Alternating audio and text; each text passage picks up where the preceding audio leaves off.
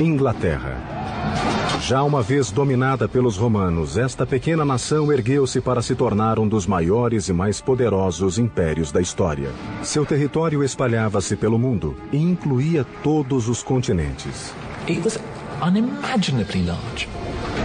Tecnologia, inovação e ambição. Eram essas as ferramentas com que foi construído o grande império e a formidável marinha britânica, cuja hegemonia exerceu o domínio de todos os mares. The Royal Navy is like the Microsoft of the global system in the 18th and 19th century. They are everywhere. O Império Britânico criou símbolos de domínio que até hoje provocam admiração.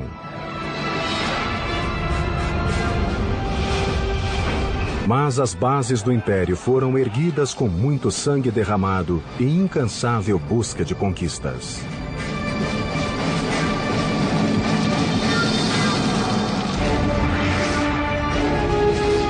Construindo um império, a Grã-Bretanha, aço e sangue.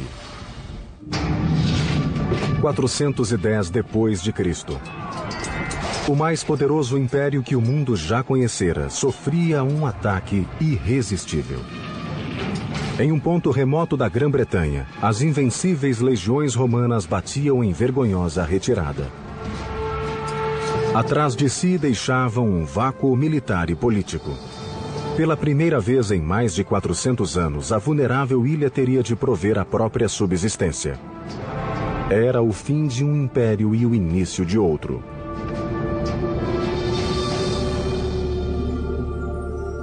The sun never sets on the British Empire. I've heard those words all my life, ever since I was a kid, even though I've never lived in England, and that empire is long gone. Hello, I'm Peter Weller. At its height, the British Empire covered almost a quarter of the Earth's land mass, some 14 million square miles, and if you think about that, that's just staggering. But how did an island, if you will, in the middle of the North Atlantic come to be such a behemoth empire? Well, in the early 400s AD, when those Roman citizens were fleeing in the face of an onslaught of Vikings and Jutes and Angles and Saxons, some of those marauding and plundering people decided to stay. Maybe they liked the temperate climate. And after several centuries, they'd organized and developed themselves into somewhat of an Anglo or English identity. But with the death of the last true Saxon king, Edward the Confessor, the door was open for another people to step in, the Normans, who were essentially descendants of the Vikings living in northern France. And at the Battle of Hastings in 1066, the Normans did that very thing. They took England under the leadership of a man named William, who we call today William the Conqueror. Grande e ambicioso guerreiro, nada poderia impedi-lo de se tornar rei da Inglaterra. To conquer another country like England, you couldn't really be a sort of touchy-feely kind of person. You had to be a very strong leader, and that's what he was. He was a brutal man. Em 1066, Guilherme agiu. Reuniu um exército de normandos e invadiu as praias da ilha. Durante longas horas, seus homens fustigaram o exército do rei Haroldo perto da cidade de Hastings. No fim do dia, com uma única batalha, Guilherme havia conquistado a Inglaterra. A seguir, trataria de imitar os romanos e iniciaria a construção de uma série de edifícios que transformariam a paisagem inglesa. He imposes himself on England and he builds these castles around the country. Now we look at castles and we think, don't they look nice? The Norman castle is not nice. It was big, it towered over your town, and it was a reminder to say that you are under us now. And of course the biggest one he builds is the Tower of London. Guilherme desejava uma fortaleza intimidante. Escolheu um ponto na margem do Tâmisa, onde havia ruínas romanas. Para a nova torre, ele as utilizaria como fundações e como lembrança do legado romano de poder e glória. O complexo incluiria uma muralha defensiva que cercava a imponente torre de mais de 30 metros. Seria a maior fortaleza de Londres. So it's really built to scare everyone off and to say, you know, this country is mine, I'm not going anywhere, I'm staying, and don't think that anyone can get rid of me. Of course, the people they use to build it are the locals who have to do it, so they use them effectively as slave labor. Construindo sobre as muralhas romanas, os trabalhadores primeiro fizeram uma barreira em volta. Na ala norte e sul, onde não havia fundações romanas, escavaram valas e ergueram uma paliçada de madeira como barricada. A seguir, começaram a trabalhar na torre em si. Durante 700 anos, a Inglaterra se apoiara em construções de madeira. Agora, Guilherme traria de volta a grandiosidade das técnicas de engenharia romana. Primeiro, Guilherme mandou construir a torre de pedra. Como não confiava no material local, importou o melhor calcário da França. Os engenheiros incorporaram arcos e abóbadas na estrutura que suportariam bem a torre.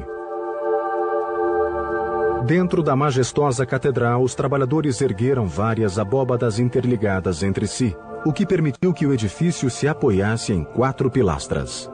As janelas também ganharam maior espaço para iluminar o grandioso interior. It was a great feat for that time because the English were used to building in wood, so I think it was rather miraculous for them to see this enormous structure go up. It was really impregnable. I mean, the walls were tremendously thick and there were just little slits to look out from. O austero castelo servia de residência real, fortaleza e prisão. A intimidação era reforçada pela resposta rápida contra quem quer que ousasse desafiar o rei. You get armed men, and they go up and they land on your doorstep. They will drive you out of your home. They will burn your home down. They will burn your crops, so you've got nothing to live on. And a lot of killing, of course. A torre estava quase pronta em 1087, quando Guilherme morreu, pondo fim a 21 anos de um reinado agitado. A imponente fortaleza ficou como lembrança de seu poder e tirania até os dias de hoje. Uma série de reis normandos sucederam a Guilherme e continuaram as obras no complexo. Mas somente 400 anos depois é que a torre teria sua mais sinistra fase. O rei que a iniciou, porém, não era normando. Nascera da tradicional família inglesa Tudor e se tornaria um dos mais cruéis governantes da história da Inglaterra. Seu nome era Henrique VIII. O apetite de Henrique era lendário, quer por comida, quer por mulheres, quer por poder. Ele também queria um filho que um dia herdaria a coroa. The best way to fulfill your duty and your destiny as a king is to produce a safe line of male heirs. And if you look at the portraits of Tudor gentlemen, they're standing with their legs sterile. Look at me, I can produce families. So a son is a sign of manhood. Quando a primeira esposa, Catarina de Aragão, não lhe deu um herdeiro, Henrique voltou-se para uma das damas de honra, a atraente Ana Bolena. He falls absolutely hopelessly in both in love and in lust with Anne Boleyn, because Anne is a very, very sexy lady, and she knows it. There's only one problem. How do you get rid of your wife? Apart from murdering her, of course. And the answer is, I've got to divorce her. Quando o Papa recusou-se a dar o divórcio ao rei, este teve um acesso de raiva. Se não podia controlar o Papa, ele simplesmente o substituiria. E rompeu de imediato todos os laços com Roma, declarando-se chefe da nova igreja anglicana. Henrique agora tinha poder absoluto em seu reino. Divorciou-se de Catarina e coroou Ana rainha.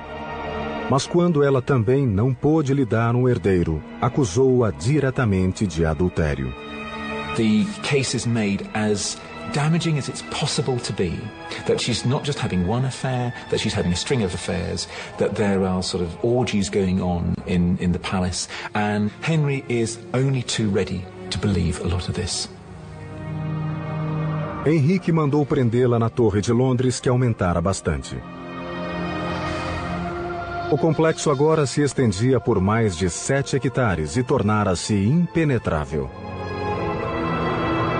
A paliçada, além de crescer, fora substituída por espessa muralha de pedra.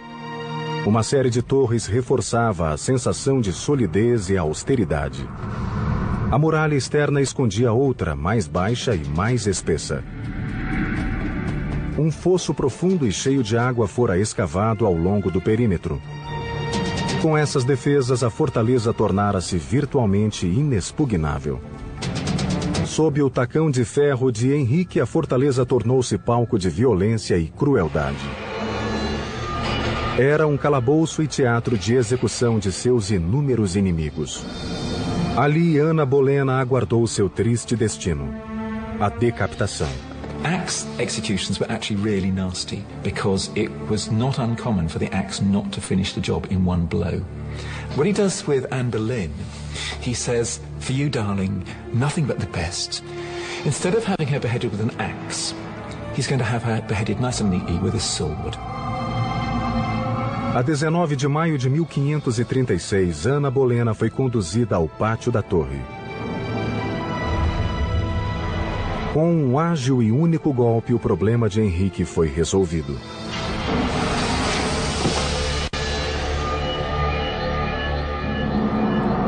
Mas ter um filho homem era apenas parte do que Henrique ambicionava. Desde o começo de seu reinado, ele sonhava com a glória de transformar a Inglaterra em um esplendoroso império. This idea of a realm that would cover every part of Europe and extend beyond was always in the back of Henry VIII's mind. His real vision and dream, his great appetite was for dominion and empire. Mas o caminho para o império tinha dois obstáculos: França e Espanha, as superpotências da Europa. Para atacá-las, teria de encher o mar de verdadeiras armas de guerra flutuantes.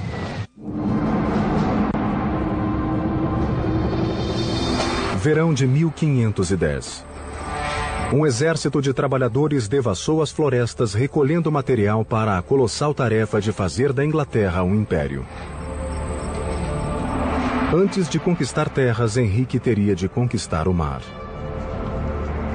E mudou radicalmente a estratégia de guerra, transformando os navios em armas mortíferas. He is the one who first begins putting heavy guns on ships. To put these large siege warfare type guns, ship cracking guns, some of them weighing almost a ton, on shipboard that could be used to batter your enemy into submission. Grandes canhões exigiam grandes navios. Henrique ordenou aos engenheiros navais que projetassem uma frota imbatível. Da frota, a nau Capitânia era um dos primeiros vasos de guerra do mundo. Chamava-se Mary Rose. The Mary Rose really epitomizes the mentality of naval planners of that age. Get as many guns pointing as many directions on shipboard as you possibly can. And that's what the Mary Rose is set to become, a gun platform. O Mary Rose introduziu um moderno avanço bélico: as portinholas. Eram orifícios nos costados do navio com janelinhas que podiam se fechar. Isso permitia que os canhões se posicionassem e disparassem através do costado. Desse modo, os decks foram dedicados somente à potência de fogo dos artilheiros.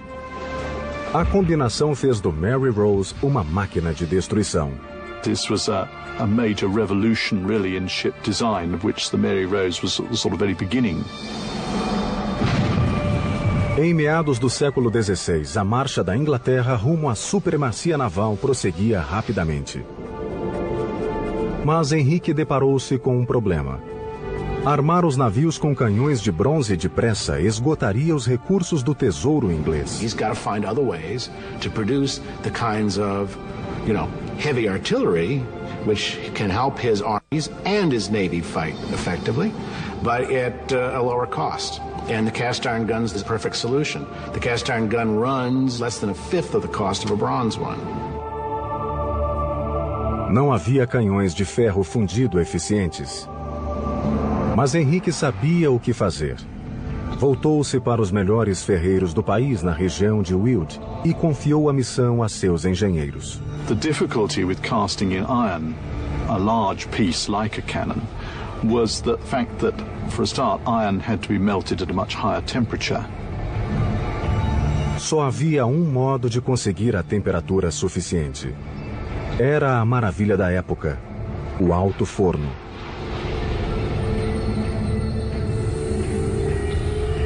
Primeiro, os homens despejavam lascas de madeira e minério de ferro pela boca de um grande forno de pedra. Uma roda d'água impulsionava o imenso fole, que atiçava o fogo, avivando até atingir incríveis 1200 graus, o bastante para derreter o minério. A seguir, abria um tampão na base do forno. O ferro incandescente jorrava por uma calha e enchia um molde solidamente enterrado no chão. It was a very big undertaking, and it was very pressured as well.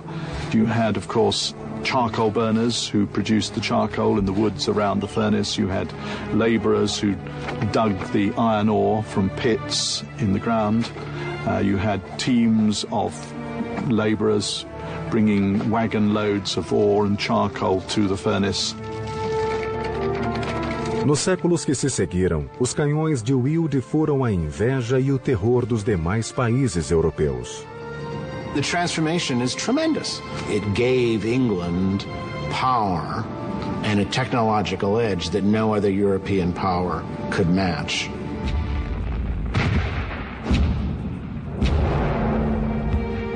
Em 30 anos, Henrique transformara sua frota em potência.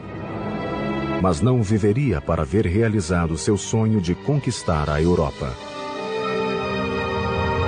Colossalmente obeso, seu apetite sem limites acabou por matá-lo. Morreu em 1547, deixando um legado de crueldade e inovações até hoje lembradas e cantadas. Henrique lançara as sementes de que brotaria um poderoso império. And Henry lays the foundations all right by building a navy, by building this notion of Britain as forming an empire, an imperial presence in the world. Respaldado pelo poderio de sua marinha, o império expandiu-se nos 150 anos seguintes através de conquistas e colonizações. No século XVIII, a Grã-Bretanha controlava parte da Índia, África, Índias Ocidentais e a América do Norte. Mas duas grandes ameaças ao florescente império pairavam no ar. E o rei que as combateria, Jorge III, também combateria os próprios demônios. It's always talked about as his madness. It was a physical illness that he had, but the effect was that it affected his brain. Jorge começou a dar sinais de insanidade em 1788, 7 anos após uma derrota desmoralizante. Um punhado de homens havia derrotado os invencíveis britânicos na guerra pela independência. Tratava-se dos americanos. When the British troops leave Yorktown, when they surrender, they play this tune, "The World Turned Upside Down," and that is really how it seems. The world has turned upside down. The world's gone mad. When rebels win. Durante a década seguinte, o mundo de Jorge foi se fechando sobre ele. Em 1804, outra ameaça veio atormentar o rei, levando o Império de Roldão. O imperador francês Napoleão Bonaparte. No início do século XIX, o tirânico conquistador havia tomado a Europa. A Inglaterra era o último obstáculo para o domínio continental. He was as large a threat as the Nazis were in the Second World War. He was amassing the forces for an invasion of the British Isles. A Marinha Real Britânica tornara-se soberana dos mares. Em 1805, ela enfrentou a ameaça napoleônica de peito aberto na famosa Batalha de Trafalgar. Com excelente técnica naval e os mais avançados navios da época, a Inglaterra aniquilou a armada francesa e a espanhola somadas. Trafalgar confirms Britain's position as the supreme maritime power, and the British emerge as the unsurpassed masters of those naval technologies. Quando Napoleão sofreu sua grande derrota em 1815, Jorge III achava-se mergulhado na insanidade, sendo rei apenas figurativo. His mind is completely gone.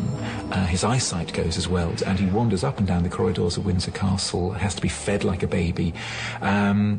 Long beard, long hair, no idea what day it is. It's just very sad. Nessa época, a Inglaterra crescia rapidamente como superpotência devido à excelência de sua engenharia naval. Mas seria outro setor técnico que levaria o Império Britânico para o domínio global. O século XIX entrava em um período de descobertas nunca visto desde a época romana.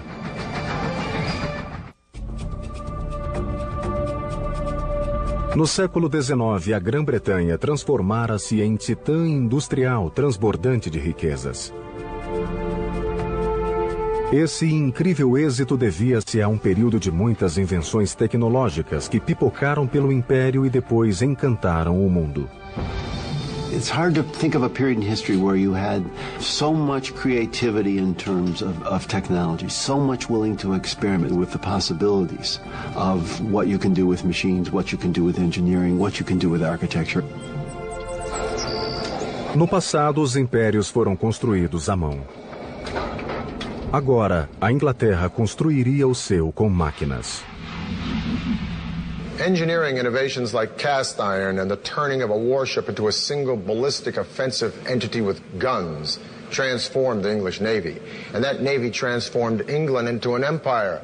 And that military and commercial empire that spread from Europe to Asia, from the Americas to Africa, dominated the seas. But what about the land? Because by the early 1800s, Britain was jumping with productivity, but lacking in means of overland distribution. Well, in 1782, a man named James Watt perfected an engine driven by steam. But it was 40 years later that George Stephenson and his son Robert took that engine and with a firebox, boiler, piston, and a remarkable invention called the chimney, powered a locomotive called the Rocket over tracks at the blistering speed of 29 miles an hour and revolutionized overland commercial transportation with the railroad. Essa não foi a primeira locomotiva, mas suas características únicas mostraram que trens a vapor seriam a força do futuro. A chave da velocidade estava no motor. Uma série de tubos de cobre conduziam gases aquecidos em uma fornalha através de uma câmara de água, fazendo-a ferver. O vapor assim criado subia para uma cúpula, passava por uma válvula e dali para um cilindro. A forte pressão do vapor empurrava um pistão ligado às rodas da locomotiva, impelindo-a para a frente. O vapor era liberado pelo novo dispositivo, a chaminé, e ar fresco era sugado para a fornalha, avivando o fogo. Com esse avanço, a locomotiva podia andar a grande velocidade. Of all the locomotives that were imagined at the time, it's the one that looks the most like a locomotive will. I mean, it's going to be improved in innumerable ways, but that basic machine is the one that emerges as a locomotive for the next century.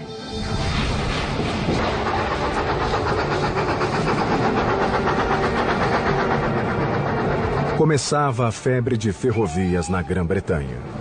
Em 1833, um brilhante engenheiro ganhou fama quando entrou na corrida das ferrovias. Seu nome era Isambard Kingdom Brunel. Brunel was a real showman. He dressed well, he had a beautiful wife. He was a celebrity, and he knew how to play that to a hilt. He was also a workaholic.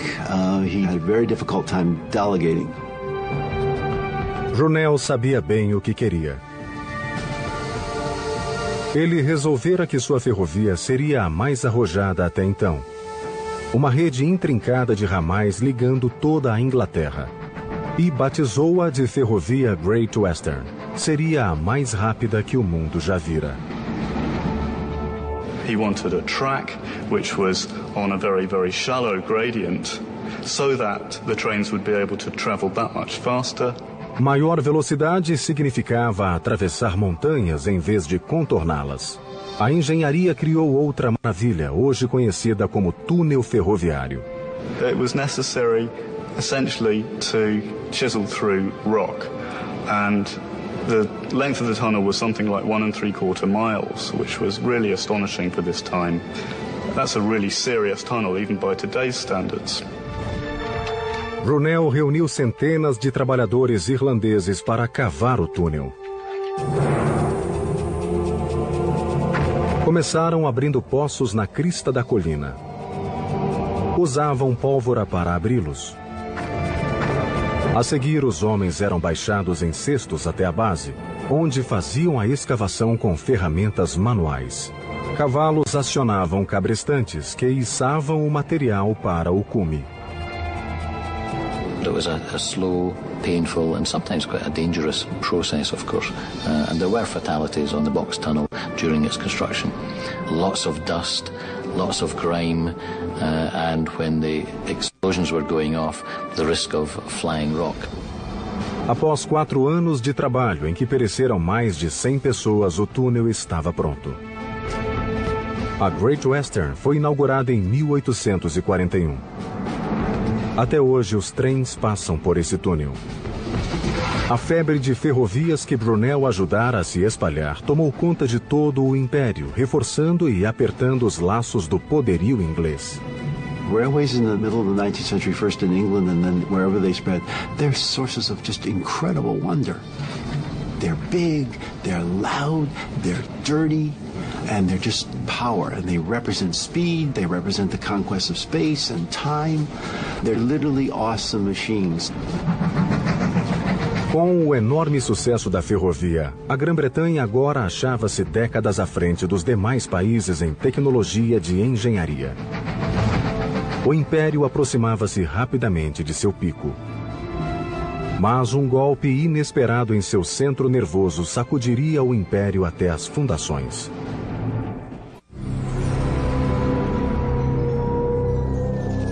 Outubro de 1834. Na escuridão da noite londrina, um fogo violento graçou no próprio coração do Império Britânico, o Palácio de Westminster. Por séculos, esse complexo de edifícios vinha sendo o centro de comando do poderio britânico e um símbolo inegável de sua força. Agora, enquanto as chamas transformavam o palácio em um inferno enraivecido, milhares de pessoas observavam a destruição, tomadas de horror, imaginando o que seria de seu mundo. The fire of 1834 had dealt a devastating blow to the political nerve center of the British Empire. Westminster Palace had stood in some form or another since the late 11th century during the time of William the Conqueror. And now these ruins had the British people wondering, would Parliament ever meet again in this place? Would Parliament ever rise and vote again in these magnificent buildings that had given birth to the modern political process? Well, a royal commission was appointed to decide this very thing, and the royal commission decided, yes, Parliament would be reconstructed in this place. But now a more difficult question came up. What would these buildings look like? Would they be neo-Gothic, French, Italian, or English? Or would they be the perpendicular style of Elizabethan Tudor or English Renaissance? A sort of a civic war happened for 2 years until 1836. The Royal Commission, over 97 proposals, chose the plan of a man named Charles Barry, who was a fan of the Italian Renaissance, but he combined those elements with Neo-Gothic, and he gave us this. The Houses of Parliament we have today. Sort of a mishmash of styles, but a stunning mishmash nonetheless.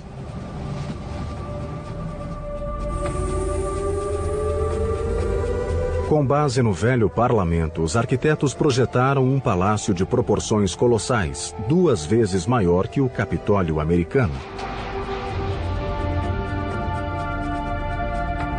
Construído com um calcário nobre chamado Anston, o palácio ocupou mais de 3 hectares de terra, com torres alcançando até 100 metros de altura. Ficou decidido ainda que uma das estruturas teria um relógio no alto. Hoje ele é conhecido como Big Ben. You're able to measure time much more accurately in the 19th century, and time is important. Time comes to mean money, and there's something of a revolution in the 19th century about timekeeping. So if you're going to have this latest building, yeah, a clock tower goes on it. Quando o astrônomo real George Airy listou o que precisava para o relógio, todos ficaram pasmos. Seria o maior e mais perfeito relógio que o mundo jamais vira. Now, Airy's demands for excellence were fairly rigorous. For instance, one of his requirements was that the clock be accurate to within 1 second every 24-hour period. And furthermore, that the accuracy reports of this clock be telegraphed on down the River Thames to the Greenwich Observatory twice a day. Now, this was not the 21st century age of information. A digital clockmaker today, this would not be shooting for the moon. But a 19th century clockmaker, to make such a great clock in a huge tower with such heavy striking mechanisms, pushing such heavy hands, with such precision and such accuracy that would be exposed to the rain, wind, and elements second after second, hour after hour, week after week, year after year. This was absolutely unimaginable. It was like going to the moon. So Parliament, rightfully, asked Airy if he might come up with a plan that was a little bit more reasonable, a little less expensive. But Airy was adamant.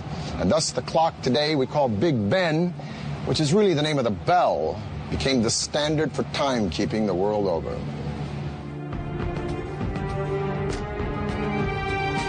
Curiosamente, foi um relojoeiro amador de nome Edmund Denison que projetou o famoso relógio, enquanto muitos profissionais falharam na tentativa de obter a perfeita precisão. Tal como outros relógios desse tipo, o Big Ben funcionaria com pesos, engrenagens e um pêndulo. Ao mesmo tempo, o desenho incluía um dispositivo novo, que protegeria o pêndulo das intempéries. 2 braços de metal controlavam uma roda de 3 raios. A cada movimento do pêndulo, um dos braços se abria, permitindo que a roda girasse. Isso regulava o movimento do relógio. Quando água ou neve pesava nos ponteiros, os braços isolavam o pêndulo e este continuava oscilando sem ser afetado. Para checar a precisão do relógio, os cronometristas simplesmente punham a mão no bolso. Pennies are used as part of its regulating its accuracy. By adding or taking away one of these old pennies from the pendulum, the clock can actually gain or lose 2/5 of a second in 24 hours. Com esse simples, mas inventivo método, o relógio ganhou fama como maravilha de precisão e pontualidade. The clock tower over the Parliament at the centre of the empire has a peculiarly powerful symbolic importance. It's as if time itself is governed by the British. Uma série de sinos informava os tempos secundários, e um enorme sino central tocava a hora. Um fundidor chamado George Mears produziu o sino dentro das especificações de Denison. E assim nasceu o Big Ben, pesando nada menos que 13 toneladas. A multidão encheu as ruas de Londres e aplaudiu quando o Big Ben chegou à torre, terminada em 1858.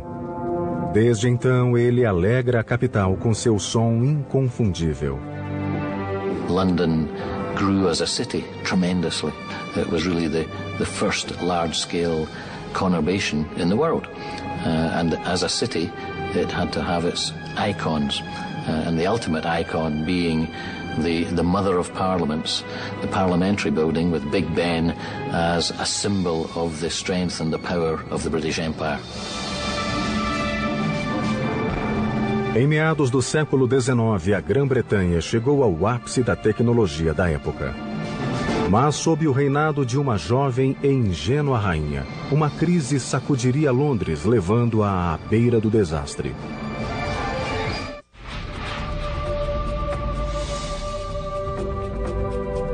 Em 1837, uma adolescente assumiu o trono da maior potência do mundo. Sua ascensão ao poder causou comoção em todo o país.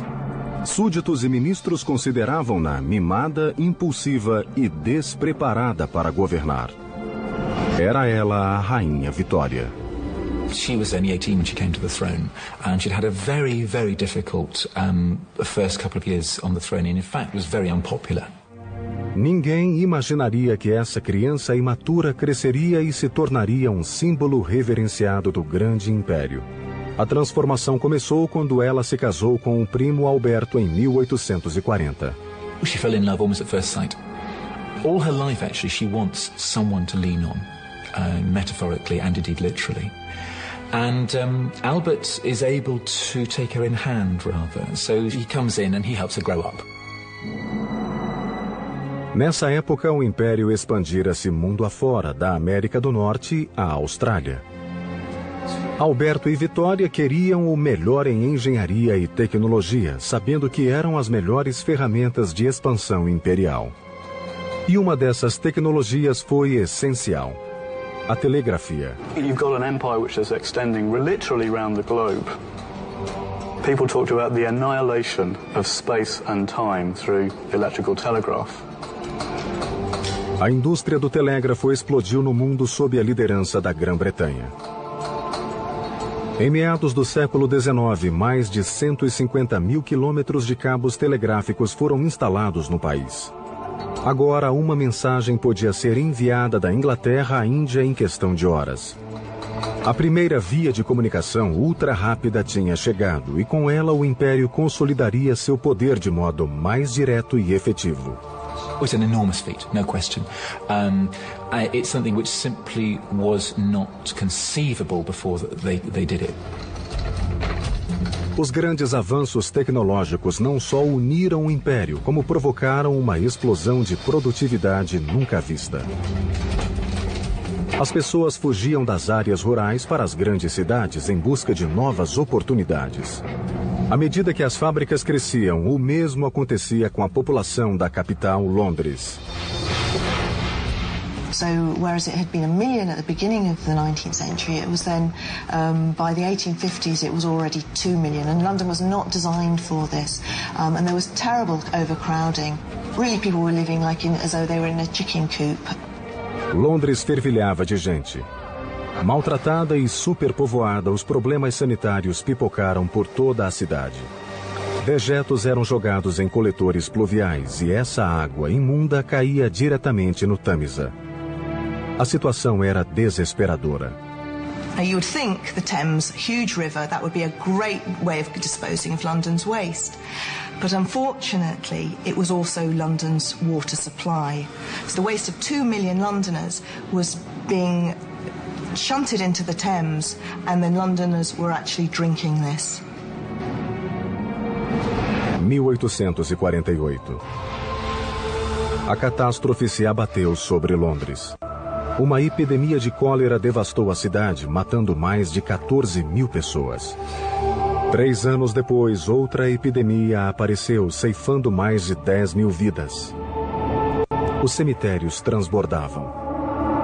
A cidade mais avançada do mundo enfrentava um terror somente igualado na Idade Média, com a peste negra. In the space of 30 years, over 30,000 Londoners died, and this was because of cholera, and because cholera was spreading through London's polluted water supply. It was shocking. Algo precisava ser feito. As autoridades procuraram o engenheiro Joseph Bazalgette, cuja solução revolucionou o planejamento urbano. Ele e milhares de trabalhadores começaram a construir o mais avançado sistema de esgoto da época. O plano de Bazalgette era instalar interceptores gigantescos de cada lado do Tâmisa, paralelos ao rio. Esses coletores principais foram conectados aos velhos canos de esgoto, recebendo os dejetos e desviando-os do precioso rio. The genius of the system was that gravity was used wherever possible to actually move the sewage out of London. So the sewers actually ran at an incline. Quando a profundidade atrapalhava o processo, Bazalgette construía estações de bombeamento. Ali, motores movidos a vapor elevavam o esgoto a uma cota mais alta e o processo se repetia. A tubulação conduzia os dejetos para 2 reservatórios, onde eram armazenados e liberados na maré alta quando a natureza completaria o processo. The sewer system really was one of the marvels of the 19th century. It used 300 million bricks. There was extraordinary earth-moving. It was a truly colossal task and brilliant, amazing.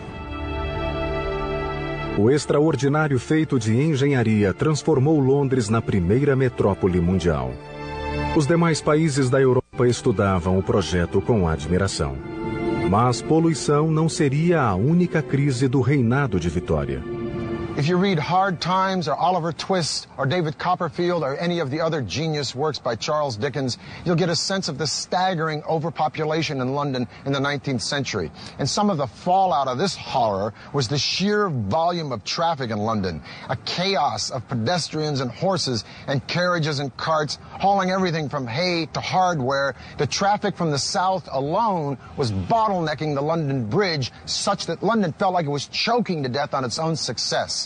London needed another river crossing, but a traditional bridge would block the big merchant boats coming upriver to the port. No, what London needed was a drawbridge, like that one. Construíram a ponte levadiça maior e mais sofisticada de quantas havia. E chamaram-na Ponte da Torre. Era toda de aço revestido de pedra para combinar com a Torre de Londres. Quando a ponte foi erguida, as básculas, de 1.200 toneladas cada uma, eram erguidas por motores a vapor. A energia fazia girar os pinhões ao longo de uma barra denteada, presa ao vigamento. Um eixo girava, enquanto o pinhão erguia a estrutura. As básculas paravam a um ângulo de 83 graus, permitindo que qualquer navio passasse.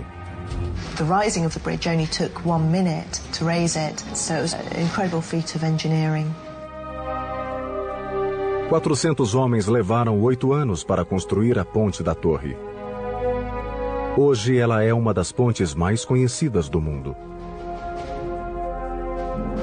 Embora tivesse sido o grande mentor dessas obras, Alberto não viveu para vê-las prontas.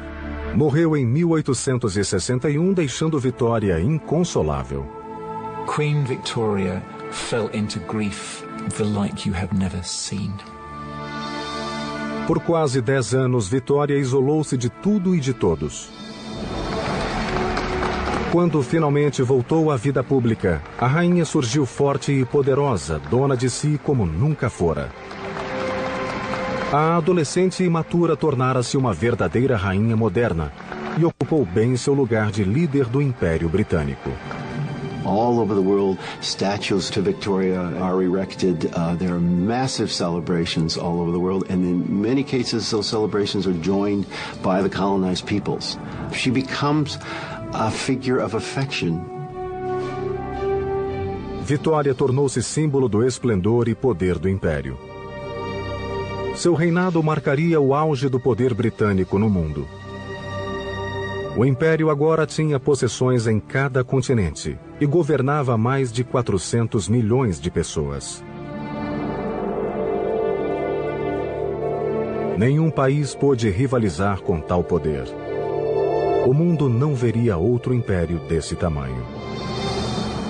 Queen Victoria died in 1901 at the dawn of the 20th century. She presided over a realm as large, as optimistic, confident, and as innovative as any in history. The British Empire had dragged mankind smashing into the modern age with mass production, rapid transit, and communication. The world would never be the same.